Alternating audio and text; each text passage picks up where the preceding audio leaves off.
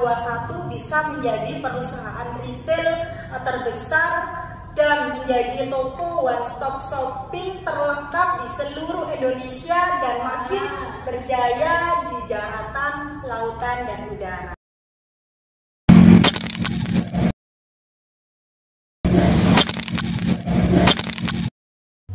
Bahagia, sehat, kaya raya, dan berguna.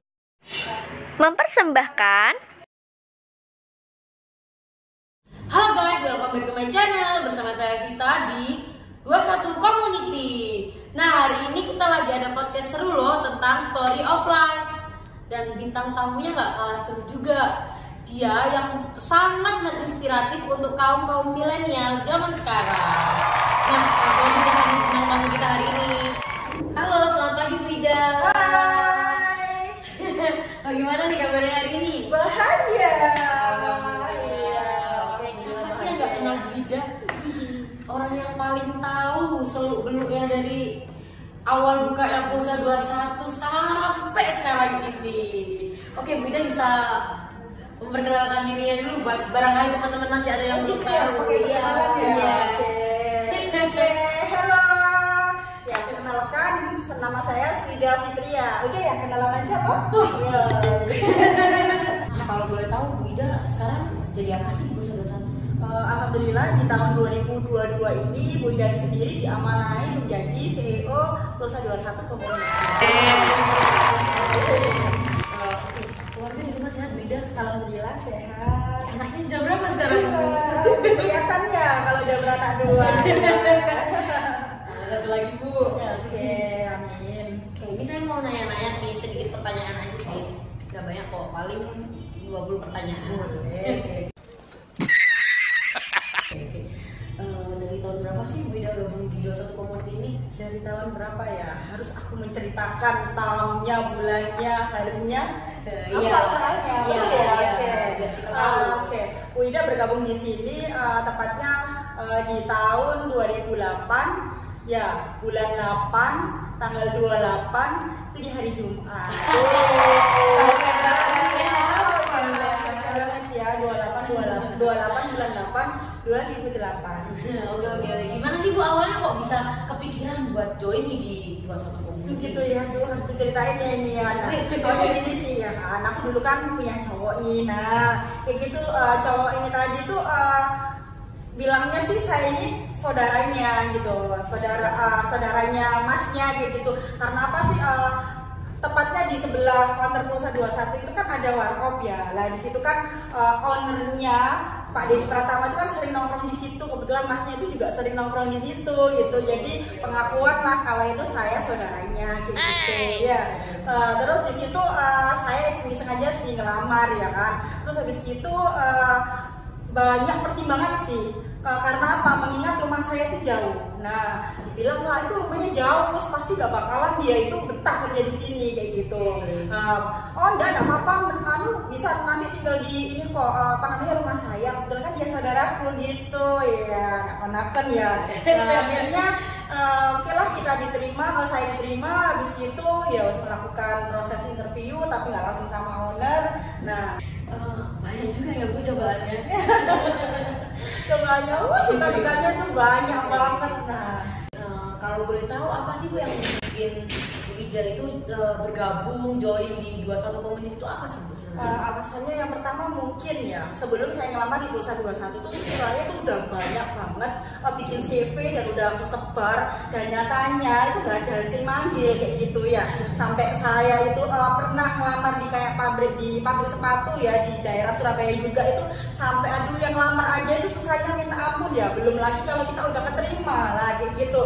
Nah, wis jeripayah ngelamar tuh udah banyak, sehingga kayak ayah saya tuh memutuskan, wis lah kamu nggak usah kerja, bisa ayo menghidupi kamu, udah anterin adikmu, antar jemput adikmu sekolah TK aja, nanti kamu minta apa nanti ayah pasti kasih. Nah, sampai ayah itu mungkin udah buntu ya, kasihan ya lihat aku riwari keliling ke sana ke sini ya kan. Nah, itu untuk cari pekerjaan. Nah, akhirnya kebetulan alhamdulillah diterima di Pulsa 21 tanpa pikir panjang, meskipun jauh ya tetap mungkin jalan rezekinya saya di situ ya, jadi bisa bertahan sampai dengan hari ini kayak gitu sih. Apa apa Bu yang bikin video bertahan sampai sejauh ini kan pasti lama banget nih. Gitu ya, banyak sih sebenarnya yang bikin saya bertahan di sini. Salah satunya sampai dengan detik ini ya pastinya usia lah ya. Berarti kan saya kan udah usia di kepala 3 ya, otomatis kan kita mau cari pekerjaan dimanapun itu kan jelas pasti susah ya kan, kayak gitu. Jadi usia, jadi istilahnya saya sudah nggak tolak-tolak lagi lah pengen kerja di mana, karena apa ya, di sini tuh kita tuh bisa mendapatkan apapun gitu loh, mulai dari ilmu, terus teman kerja, uang, saudara, semua kita bisa dapat di sini. Insya Allah saya sudah mantep, marap bahwa Pulsa 21 inilah di sini jalan rezeki saya kayak gitu. Terus saya merasa di suatu perusahaan yang beda dengan yang lain, di mana perusahaan Pulsa 21 ini sendiri itu dengan karyawan tuh sangat-sangat apa ya, care, perhatian banget ya, mulai dari segi pekerjaan mau dari segi keluarga itu juga kita peduli gitu loh. Nah jadi saya merasa beda aja, dan itu beda dengan perusahaan yang lain. Di sini kita bisa dibimbing, diarahkan, dikasih pelatihan, maupun itu yang berbayar atau gratis, kita udah dapat semuanya. Kita diperlakukan seperti anak owner, kita diperlakukan seperti saudara, bahkan keluarga. Intinya banyak lah yang saya dapatkan di sini. Itu beda banget, dan itu saya yakin nggak ada di perusahaan yang lain kayak gitu sih. Oke, pasti sangat ada sosok yang sangat memotivasi sekali nih buat Bu Ida. Ya, pasti lah. Oke, bisa nggak sedikit diceritain sosok yang memotivasi Bu Ida sampai sejauh ini? Begitu, pastinya motivator saya tentunya Pak Dedi. Halo Pak Dedi, yang lagi nonton ya gitu ya. Terima kasih banyak Pak Dedi ya kan, mungkin dari awal sampai akhir tahu sendiri ya, Ida di sini dulu itu gimana. Mulai dari saya masuk itu, saya itu bahkan level terendah di kita mungkin SPG ya sekarang ya. Lah itu saya dulu itu nggak langsung SPG. Saya itu dulu itu apa ya, bagian aktivasi kalau dulu. Kalau sekarang kan kita sudah ada ya, karena kan semua registrasi udah pakai NIKNOK ya, jadi kan itu udah peraturan pemerintah sih ya. Jadi awal saya masuk di sini itu saya bukan SPG, saya hanya bagian aktivasi back end yang adanya itu di belakang layar ya. Nah itu di depan tuh ada SPG sendiri. Nah dari saya yang di back end, saya yang pasti kekurangan saya dari awal adalah public speaking. Saya itu nggak pernah berani bertemu tatap muka langsung sama orang, itu paling takut kayak gitu sih. Nah di situ Pak Dedi kasih target, gimana caranya dalam waktu 1 bulan ini kamu harus bisa jadi SPG. Kalau kita sekarang gimana caranya kamu harus bisa jadi kepala toko. Kalau saya dulu enggak, gimana caranya kamu harus bisa jadi SPG kayak gitu. Gimana caranya jadi SPG, nah itu saya belajar ya, karena mungkin dari awal itu sih. Terus setelah itu apa ya, saya diajari bagian yang lain dari SPG, nanti naik lagi ke kepala shift ya, yang kita tanggung jawab di satu shift itu aja. Terus selanjutnya kita lanjut ke kepala toko, handle 1 toko. Terus selanjutnya habis dari kepala toko itu saya nggak stop di situ ya, saya ditarget untuk buka toko di sebelah counter Tidar waktu itu, jadi counter kedua kayak gitu. Nah di situ kan rumah saya kan Surabaya nih, saya disuruh ngemes gitu sih. Nah terus setelah dari kita bisa buka toko, selanjutnya saya dipindah divisi yang kita adanya 4 yaitu di Sempurna, mulai dari bagian pulaan, mulai dari bagian aktivasi juga pernah, mulai dari admin meskipun itu hanya paham alurnya aja, terus dari HRD juga udah pernah, terus dari divisi promo juga udah pernah. Terus selanjutnya kita ditarget ya sama Pak Dedi untuk buka counter yang dekat rumah saya kayak gitu. Kebetulan counter yang ketiga itu ada di Manu Andalam gitu. Jadi saya diamanai di Manu Andalam. Nah di situ awal saya bisa mengembangkan karir. Nah Pak Dedi sendiri ini apa ya, mungkin kalau dulu ya itu sosok orang yang killer, diktator banget kalau karyawan ya kan. Salah aja kita mungkin ya hal sepele, salah dalam nata perdana mencong lah kayak gitu, itu aja udah dipisu-pisui loh, serius ya kan. Duh mungkin kalau Pak Dedi ya kan yang dulu dipakai dia namanya era yang sekarang anak-anak milenial itu mungkin banyak banget ya yang udah keluar masuk. Kita aja tinggal menjalankan aja susah, apalagi kita kerja harus dipisui ya, terus pasti nggak banget kan kayak gitu. Dan itu pun setiap hari saya hampir setiap hari itu saya pulang itu mesti nangis kayak gitu. Kenapa sih kok bisa nangis ya? Apa secara kita kerja dipisu-pisui sama owner loh ya, manajer bukan kepala toko, kita dipisu-pisui di situ. Nah kayak gitu setiap hari pulang nangis. Dan ketika Pak Dedi itu tahu kalau kita tuh pulang nangis, apa yang dia katakan? Ando, ayo enggak lah Mbak, ayo bertahan, enggak kayak gitu. Yang dijawab Pak Dedi itu apa? Wes kamu pulang nangis, oke. Kalau kamu pulang udah nangis, besok pasti kamu jadi pintar gitu. Itu kata-kata yang paling saya ingat dari Pak Dedi, kayak gitu sih ya. Jadi setiap kali pulang mesti nangis, setiap kali pulang saya bawa pekerjaan kayak gitu. Terus belum lagi kita kerjanya dulu 12 jam loh ya, dari jam 6 pagi sampai jam 6 malam. Dan tahu kan ya, rumahku tuh Benowo ya kan, yang saya itu belum punya motor, kerja aja kita itu naik rel tuh harus oper 3 kali, bayangin ya kan, dengan gaji segitu.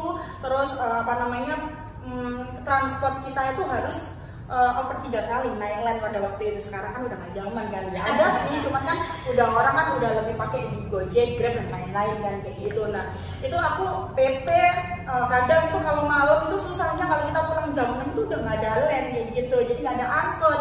Nah itu aku harus nebeng ke rumah temen, Masya Allah. Jadi aku harus kita mungkin sekarang ada ya Bu Enda, hai Bu Enda. Ya ini adalah salah satu yang kita katakan kita sekarang adalah teman seperjuangan ya. Dari mungkin yang audisi, kalau kita ngomong audisi mungkin udah ada 1000 peserta yang lamar ya. Nah mungkin tinggal kita berdua aja nih yang tersisa gitu. Jadi teman seperjuangan saya itu Bu Enda. Nah dulu itu ya saya itu setiap hari karena jam 6 malam, jam 6 ke atas itu kan BEM sudah nggak ada, kan udah nggak ada nih. Nah itu mesti saya itu harus cari tumpangan buat tidur malam itu juga kayak gitu. Jadi saya harus cari aku tidur di rumahmu ya gitu. Oh jangan, kebetulan saya ngekos Mbak, jangan di rumahku kayak gitu. Bu Enda, aku dulu kan panggilnya Enda ya. Aku tidur di rumahmu ya gitu. Ya nggak apa-apa, tapi nanti sepitan nggak apa-apa ya. Nah itu setiap hari itu saya lakukan ketika saya pulang itu tidak ada BEM kayak gitu. Nah luar biasa pokoknya perjuangannya ya. Terus selepas pulang naik angkot, terus setiap malam itu jarang pulang. Selain itu kita juga tuh setiap hari itu bawa pulang pekerjaan loh. Yang namanya dulu itu aktivasi transfer pulsa kita bawa pulang. Sampai setiap hari itu di rumah tuh mesti nangis. Terus jawabnya orang tua tuh mesti apa sih? Salah, kamu itu lapus deh kok kerja moya-moya banget. Bapak itu lo bisa kok menghidupi kamu. Kamu dengan tiap hari nangis terus kamu mending bilang bos, kamu resign aja loh. Mesti sampai gitu ya. Mungkin yang namanya orang tua ya, terus berangkatnya itu pagi. Bayangin kalau kita udah masuk jam 6. Kalau dari rumah saya Benowo ke Tidar harus overland 3 kali itu berangkatnya jam berapa? Pasti jam 5 subuh kan ya. Jam 5 subuh kita tuh berangkat. Yang orang masih nyenyak-nyenyaknya pancat kemul ya kan, nanti udah berangkat kerja gitu loh. Gila nggak sih ya kan?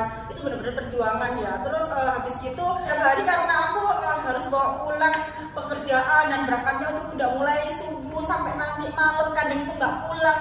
Mesti orang tua itu ya apa sih ya kan, kamu tuh anak cewek gitu loh, kok sampai segitunya kamu kerja udah mulai dari jam 5 udah berangkat, jam 6 baru pulang, jam setengah 8 baru nyampe rumah. Belum lagi kalau nggak ada angkot tuh aku harus numpang tidur di rumah orang kayak gitu. Terus belum lagi dari rumah itu belum stop istirahat, aku harus mengerjakan tugas yang dari perusahaan. Nah itu terus setiap hari, bayangin nggak sih ya kan? Kalau anak-anak muda sekarang mah aduh dihubungin aja sekarang ya. Dihubungin sekarang aja ada wes silent tuh HP kan kadang gitu ya. Nah jadinya sih itu salah satu perjuangan yang kalau diingat-ingat sampai sekarang itu kadang lucu, kadang kadang sedih, tapi ya itu momentum banget gitu loh buat saya pribadi kayak gitu. Dan itu mungkin bisa saya ceritakan ke anak-anak saya kayak gitu. Nah itu terus setiap hari ketika pulang nangis, besok berangkat lagi, pulang nangis, besok berangkat lagi gitu terus ya. Tapi ya nggak ada pikiran saya buat pengen resign, pengen enggak gitu. Karena mengingat perjuangan saya ya kan dari ngelamar ke sana kemari. Nah itu yang memutuskan saya tetap untuk bertahan sampai dengan hari ini.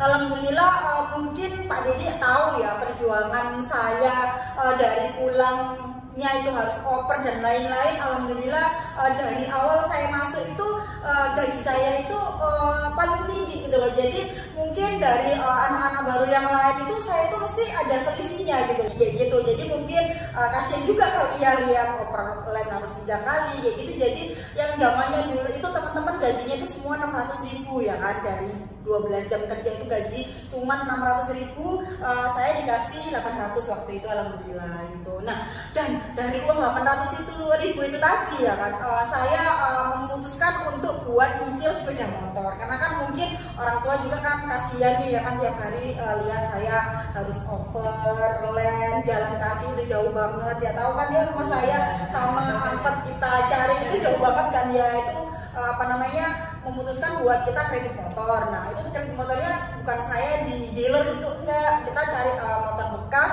Pada waktu itu kan jujur ya kan saya posisinya pendek banget ya kan, kalau cari motor itu pasti cari yang Yamaha. Otomatis kan kalau Yamaha itu kan infonya kan pendek daripada Honda kayak gitu. Jadi memutuskan untuk kredit motor, dan itu kredit motornya kreditnya saya ke orang tua kayak gitu. Jadi nanti setiap kali saya gajian itu saya menyisihkan untuk kredit motor untuk dicicil ke orang tua. Jadi kita nggak sampai ke dealer gitu, enggak, karena kan bunganya kan pasti banyak kan ya. Kita mikir kayak gitu juga kayak gitu. Nah setelah pas itu saya udah punya motor, alhamdulillah pekerjaan saya udah pindah lebih dekat dari rumah saya sih kayak gitu. Nah tapi belum cukup juga sih perjuangannya di situ, meskipun dekat sama rumah, hujan badai tiap pagi itu, bahkan ada cerita lucu loh, pengen tahu nggak? Apa itu? Jadi gini, waktu itu pagi ya kan, karena kan kita bukanya juga jam 6 pagi ya, jadi pagi banget itu jam 6 itu kan kita harus buka. Nah waktu itu kan kita berangkat dari rumah kan udah setengah 6, hujan deras banget, lebat ya. Waktu itu motor saya itu Mio ya kan, nah waktu itu motor saya Mio lah. Kita lewat di mana itu yang daerah yang banjiran itu loh. Oh itu jalan ya. Nah di situ, nah waktu itu hujan badai banget, kalau mau terbalik juga udah nggak bisa, udah macet di tengah-tengah lah. Banjir itu mungkin udah 1 jam kayak gitu, jadi antara batas jalan sama sawah itu udah sama rata kayak gitu. Jadi kita sisipan sama mobil loh. Waktu itu harusnya kan gede banget ya kalau kita sisipan sama mobil. Nah itu akhirnya saya terjungkir deh, kita masuk ke kali-kali.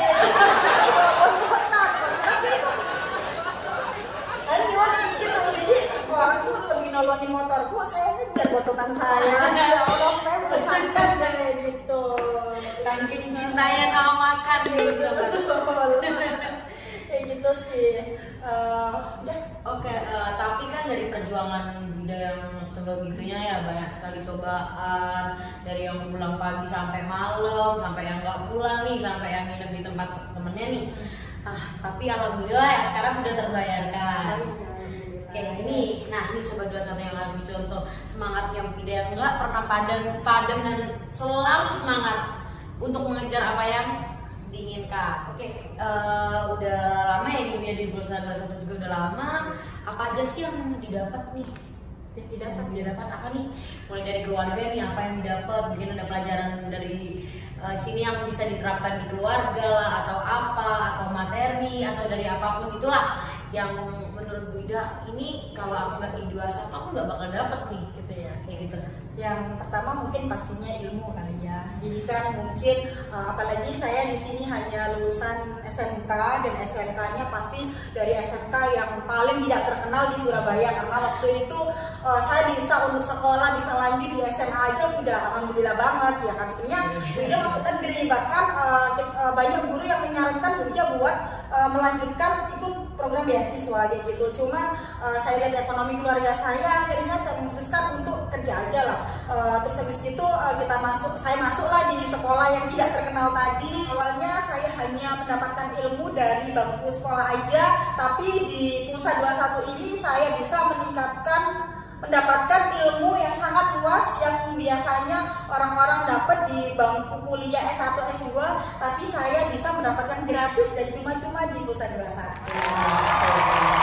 Itu kan kalau dari segi ilmunya ya, kalau misalnya dari segi materinya sendiri nih, apa nih yang udah Bunda dapat dari sini? Banyak, kan ceritain semuanya di sini ya.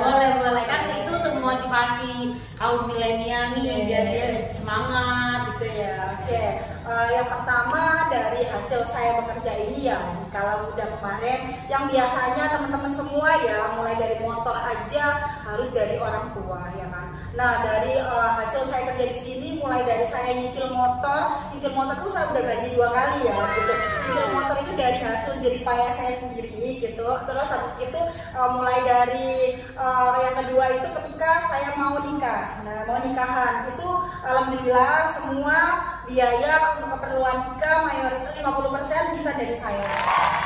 Ini pertanyaan terakhir nih Bu Ida. Apa sih kesan dan pesan Bu Ida buat seluruh Sobat 21 nih? Oke, teruntuk sobat-sobat teman-teman Pulsa 21 yang lagi berjuang sampai saat ini ya. Semangat. Yang pertama, cintailah pekerjaanmu. Mungkin pekerjaanmu yang sekarang tidak membuatmu kaya, tapi setidaknya dari pekerjaanmu yang sekarang bisa memberimu untuk jalan hidupmu. Yang kedua, mungkin Pulsa 21 bukan segalanya ya, tapi segalanya bisa didapat dari Pulsa 21. Contohnya apa? Teman, ilmu, saudara, keluarga baru, kayak gitu. Terus yang ketiga, raih cita-citamu setinggi mungkin. Yang keempat, apapun tugasnya, apapun pekerjaannya, jangan merasa berat di awal. Karena di awal kalian udah merasa berat ya, belum menjalankan udah merasa berat, apalagi kita menjalankan untuk selanjutnya, pasti nanti gak bakal jalan. Yang kelima, bekerjalah dengan sepenuh hati dan tulus ikhlas. Karena pekerjaan yang dilakukan dengan tulus ikhlas, maka hasilnya akan lebih luar biasa. Bismillah, teman-teman di sini adalah tim yang sangat luar biasa, dan the next adalah calon-calon CEO untuk 5.000 perusahaan Pak Deddy Pratama. Amin. Dan harapannya sendiri dari Pulsa 21 community ini sendiri, semoga Pulsa 21 bisa menjadi perusahaan retail terbesar dan menjadi toko one stop shopping terlengkap di seluruh Indonesia dan makin berjaya di daratan, lautan, dan udara. Dan yang terakhir harapannya semoga Pulsa 21 bisa tembus 1.000 outlet. Amin.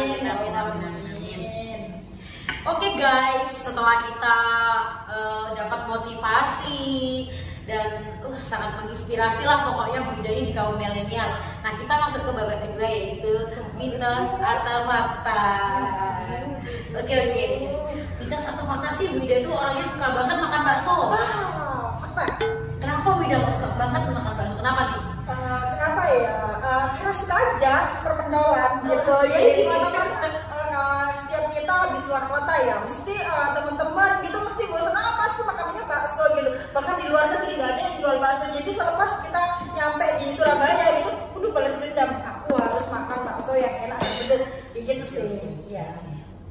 Mitos atau fakta sih Bu Ida ini kalau tidur itu mengeluarkan suara-suara yang gimana gitu. Lorok. Iya.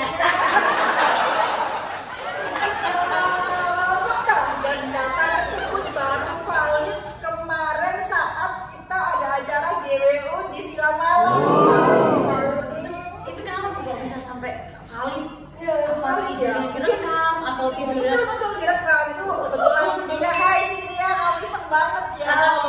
Jadi kemarin kan mungkin beberapa kali ya kita mulai dari tidur bareng di Banyuwangi, terus tidur di Malang saat BRN itu mereka itu ngomong Bu Ida tuh tidurnya ngorok, enggak ngorok gitu loh. Oh ya wes, ada nanti suatu saat ketika nanti kita bisa tidur bareng, nanti datanya tak validkan. Dan kemarin lah saat kita ada acara SBC di Villa Malang, benar-benar direkam sama dia. Benar-benar valid di situ. Ya, siapa sih yang terasa kalau kita lagi tidur ya? Kita kan pasti apalagi pas posisi capek. Oke.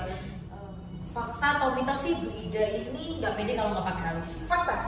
Kenapa Bu Ida? Kalau saya mending disuruh milih ya, mending nggak pakai lipstick, nggak pakai bedak, tapi harus pakai alis. Gitu. Jadi rasanya muka aku lihat itu kayak aneh gitu ketika saya nggak ada alis ulat bulunya di kepalaku. Ulat bulu, oke boleh. Fakta atau mitos sih Bu Ida kalau kemana-mana tuh harus pakai sandal yang berhak tinggi? Fakta. Kok Yomi dari tadi perasaan fakta terus ya? Ada mitosnya ini kayaknya. Iya, betul. Itu adalah apa ya? Teman terbaikku gitu. Jadi bisa menemaniku setiap saat. Jadi dimanapun acara apapun, mau nge-mall, mau hiking, pokoknya paling enggak ada lah entah 3 atau 5 sama senti yang aku pakai gitu. Jadi karena aku nggak pede aja gitu sih. Karena kan tahu kan ya, saya tidak tinggi. Oke. Ini yang Bunda ya, yang terakhir nih. Berdasarkan riset yang beredar nih, banyak sih yang bilang kita fakta sih Bu Ida ini orangnya jahat. Pertanyaan yang susah ya.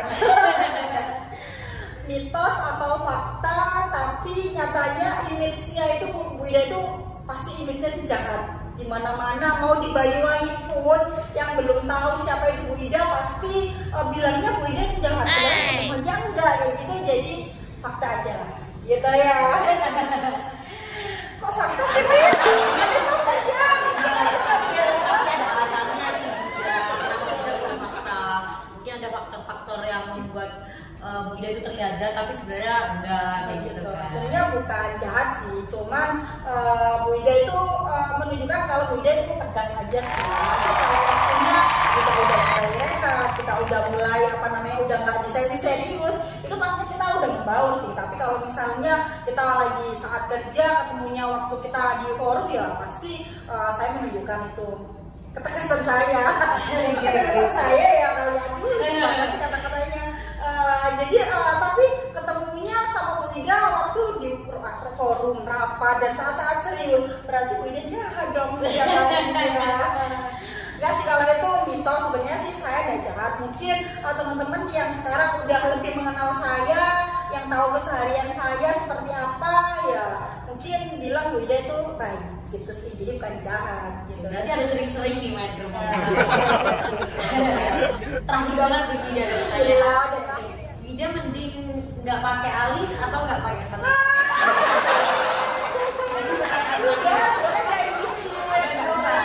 Karena ini baru muncul pertanyaannya baru muncul. Udah dong, nggak usah kasih pilihan. Dari Instagram nih, @alfa_kamila. Gitu ya, Alfa. Kamu nih ngejarin. Apa tadi pertanyaan bisa diulang? Mending nggak pakai alis atau nggak pakai sandal hak tinggi? Pilihannya dijawab? Oh boleh, wajib dijawab karena pertanyaan. Iya. Oke.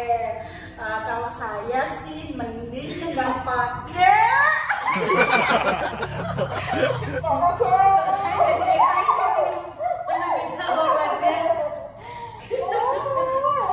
Ini pertanyaan terakhir tapi bener-bener gemas pokoknya ya. Dan jawabannya Nggak pakai sandal jepit. Karena kan orang nggak melihat kaki ya, pastikan lihatnya kan dari atas turun ke bawah begitu. Jadi mending saya nggak pakai hak tinggi daripada saya nggak pakai alis.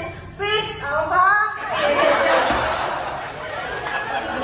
Jadi ini tadi adalah salah satu story of life dari Bu Ida yang sangat menginspirasi, yang patut diacungi jempol untuk semangatnya. Nah, pasti banyak kan hal positif yang bisa diambil dari cerita-cerita Bu Ida hari ini. Dan terima kasih Bu Ida sudah mau datang untuk podcast saya hari ini. Jujur loh, dari podcast ini sebenarnya saya tuh demam kamera banget loh ya. Ini perjuangan banget loh. Saya bisa ngasih podcast di sini serius. Oke. Terima kasih Bu Ida. Jangan lupa ya untuk like, subscribe, dan komen. Nantikan terus video-video kita selanjutnya di channel 21 Community.